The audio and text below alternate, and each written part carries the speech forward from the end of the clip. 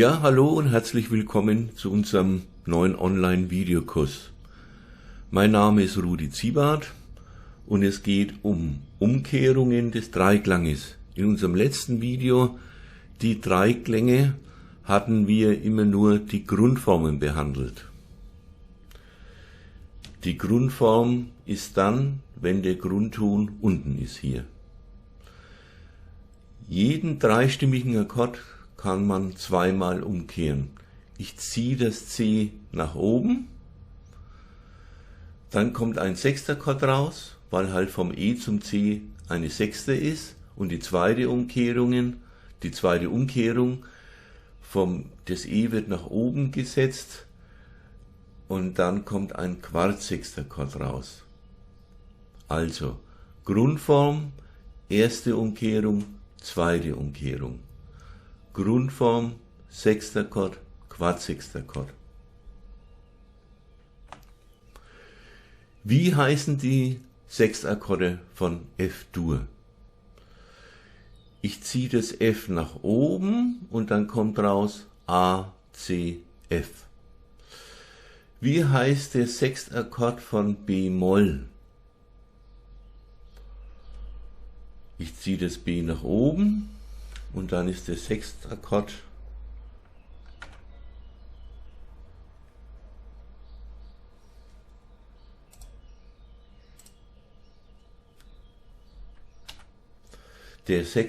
von B-Moll des F B.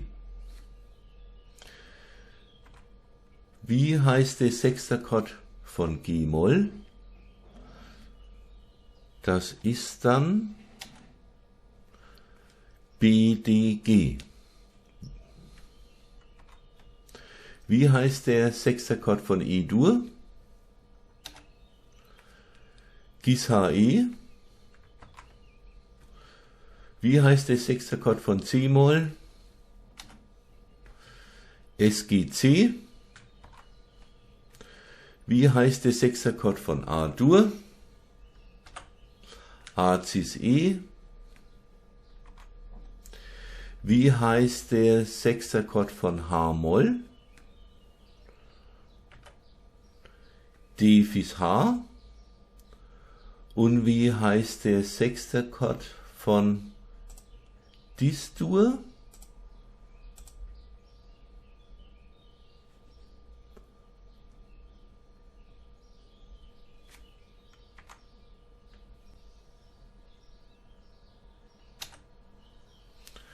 Das ist dann Fis-Is, also G, A-Is und Dis.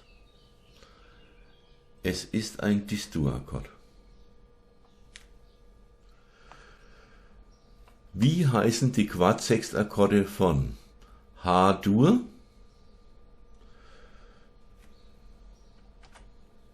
Das ist Fis-H-Dis. Wie heißt der Quartsextakkord von E-Moll? Das ist natürlich H-G, H-E-G. Wie heißt der Quartsextakkord von Fis-Moll?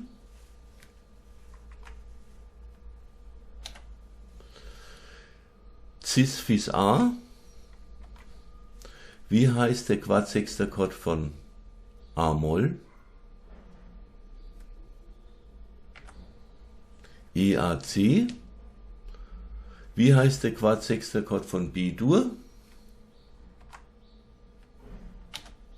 FBD. Wie heißt der Quartsextakkord von D-Dur? AD-Fis. Wie heißt der Quartsextakkord von F-Moll?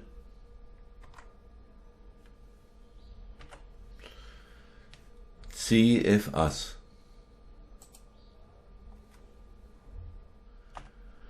Jetzt ein neues Kapitel, die Hauptfunktionen oder auch Funktionstheorie genannt. Die Träger der Tonalität, Toniker, Dominante und Subdominante.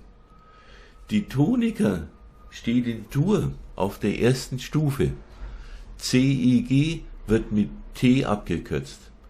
Die Subdominante steht auf der 4. Stufe, also ein F-Akkord, wird mit S abgekürzt, und die Dominante steht auf der 5. Stufe in Dur und wird mit D abgekürzt. In Moll ist die Tonika A-Moll die erste Stufe und die Subdominante ist ein D-Moll-Akkord.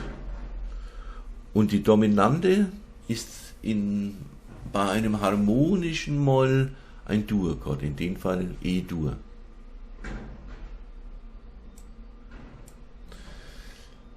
Dann gibt es die Parallelklänge. Wie gesagt, die Tonika von Dur ist C-Dur und dann geht man eine kleine Terz, 3 Halbtonschritte tiefer und dann bekommt man die Tonika Parallele, abgekürzt TB. Die Parallele wird klein geschrieben, weil es ja ein Mollakkord ist. Und die Tonika war ja ein Dur-Akkord und deswegen wird es groß geschrieben.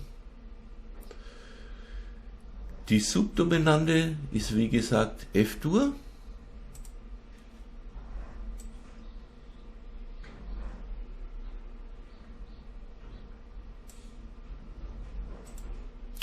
Und die subdominanten Parallele ist wieder eine kleine Terz nach unten, 3 Halbtonschritte tiefer. Die subdominanten Parallele von F-Dur ist D-Moll. Dann die Dominante liegt ja auf der 5. Stufe und da die dominanten Parallele kleine Terz tiefer ist dann E-Moll. Und umgekehrt ist es auch so bei der Tonika in A-Moll. Gibt es auch eine Parallele, die muss man aber 3 Halbtöne höher setzen und dann kommt man eben zu C-Dur. Und die Tonika Parallele kürzt man dann ab. T ist ja klein, weil es ja ein Mollakkord ist und die Parallele ist ein Dur-Akkord, deswegen wird das P groß geschrieben. Die Subdominante von A-Moll ist D-Moll und die subdominante Parallele ist ein F-Dur. Eine kleine Terz nach oben. Die Dominante von einer äolischen Molltonleiter ist E-Moll und die dominanten Parallele ist dann G-Dur. Wie heißt die Tonika Parallele von E-Dur? Ja, man muss also 3 Halbtöne tiefer gehen. Von E 3 tiefer kommt man zum Cis. Cis-Moll ist die Tonika Parallele von E-Dur. Wie heißt die Parallele von G-Dur? E-Moll. Wie heißt die Parallele von Cis-Dur? A ist Moll. Wie heißt die Parallele von As-Dur? F-Moll. Und wie heißt die Parallele von Ges-Dur? S-Moll. Dann, wie heißt die Tonika Parallele von Gis-Moll? Ja, da muss man dann 3 Halbtöne hochgehen. Also die Tonika Parallele von Gis-Moll ist H-Dur. Die Tonika Parallele von A-Moll ist C-Dur. Die Tonika Parallele von D-Moll ist F-Dur.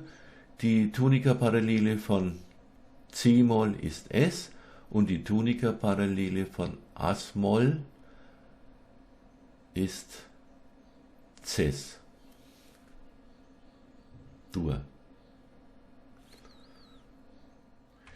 Wie heißt die subdominanten Parallele von H-Dur? Die Subdominante von H heißt E und dann 3 Halbtöne tiefer kommt man zum Cis-Moll. Wie heißt die subdominante Parallele von C? D-Moll. Wie heißt die subdominante Parallele von F? G-Moll. Wie heißt die subdominante Parallele von S? F-Moll. Und wie heißt die subdominante Parallele von Ces-Dur? Das ist Des-Moll.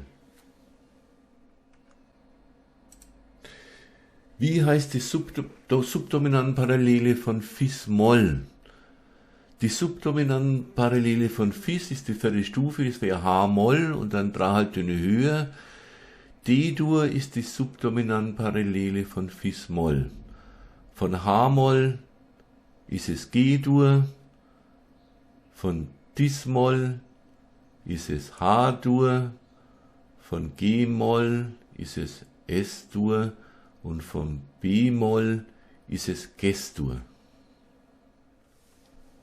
Wie heißt die Dominantenparallele von A-Dur? Die Dominante ist E und dann 3 Halbtöne tiefer, dann heißt die Dominantenparallele von A-Dur Cis-Moll. Die Dominantenparallele von D-Dur heißt Fis-Moll, die Dominantenparallele von Fis-Dur heißt A-Is-Moll, die Dominantenparallele von H-Dur heißt D-Moll und die Dominantenparallele von Des-Dur ist F-Moll. Wie heißt die Dominantenparallele von Cis-Moll? Die Dominante von Cis-Moll ist natürlich Gis und dann die Parallele, 3 Halbtöne höher, kommt man zum H-Dur. Die Dominantenparallele von Cis-Moll heißt H-Dur. Die Dominantenparallele von E-Moll heißt D-Dur. Die Dominantenparallele von A-Is-Moll heißt Gis-Dur.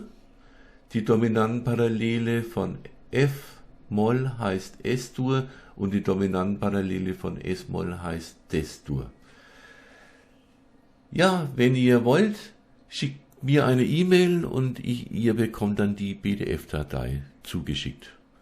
Besten Dank fürs Zuhören und ciao.